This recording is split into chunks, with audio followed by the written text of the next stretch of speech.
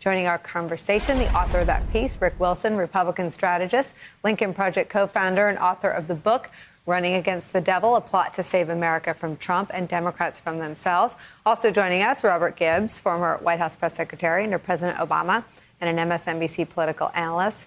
Hello to both of you. Rick Wilson, start us off. You put words to my rage about the fact that no Republicans in the Senate or in Congress will stand up for the Republicans in the state who find themselves facing death threats from perhaps their own community members because of what Trump is saying to them. All of it lies.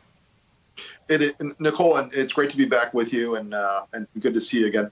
This is a broad problem inside the Republican Party now. I mean, we had Ron Johnson, that profile in cowardice today from Wisconsin, come out and say in an interview that he knows the president lost the election, but he can't say anything because it's political suicide. There are too many elected Republicans who have whispered to you and whispered to me and whispered to us and many other people like us over and over again. They can't stand Trump. They think he's dangerous. They think he's awful. They're glad he's leaving. And yet even now, they will not stand up and declare the true fact that this election was a legitimate election. It was valid. They're playing along with this game. They're encouraging violence. You had people like that lunatic Lynn Wood and Sidney Powell down on the stage in Georgia today, where they're calling for a civil war. They're calling for unrest and for riot that Donald Trump doesn't get his way in this election. It is really a sweeping abdication of responsibility. After 4 years of avoiding it, now is a moment where these folks are on the stage of history now.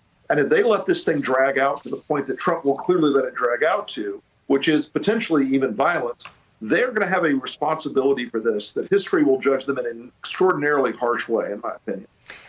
What do you think, Rick Wilson, is the right response? You talked about a media response, a political response, and a judicial response. What does that look like? Well, we have to not just let the Republican Party shrug their shoulders and walk away and say, well, that was a crazy weekend in Tijuana. This is not how this has to go if we're going to keep this country on a path where there are consequences for political decisions and actions, as there should be. The conservative position is that people are responsible for their actions and responsible for inaction. And right now, what we've seen is a group of people who've gotten away with pretending that Trump is perfectly normal and legitimate in public, and in private pulling their hair out and saying, I can't believe I'm a part of this. Well, there's a deep distrust building in this country about elected leaders and elected officials. And just playing along with Trump in this sick game is something that is enormously corrosive. So if we don't go back and look at what people in the White House did on things like kids in cages, if we don't go back and look out, as Ben Rhodes was pointing out earlier, if we don't go back and look at what kind of intelligence Jared was requesting for reasons that had nothing to do with our national security, but reasons that may have had something to do with his financial security, if we don't go back and look at the way this administration governed and examine it and tear the Band-Aid off and tear the lid off this thing and look at it and understand what kind of malfeasance went on here.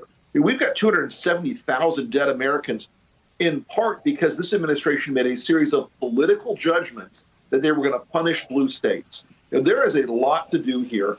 And I know there's an instinct in Washington to just say, oh, it's all part of the game. That was them. They had to play along. Even among some senior Democrats who think that there shouldn't be, basically a truth and reconciliation process here.